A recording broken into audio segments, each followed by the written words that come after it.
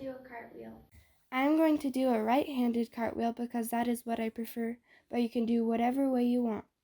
So first you are going to put your hands in the air with one hand slightly behind the other, which for me will be my left hand. Then you will point your dominant foot forward and bend that leg slightly. After you bend your leg, you will rock forward a little and start to put your first hand down next to your bent leg. As you do this, start to straighten your leg and kick the other leg up.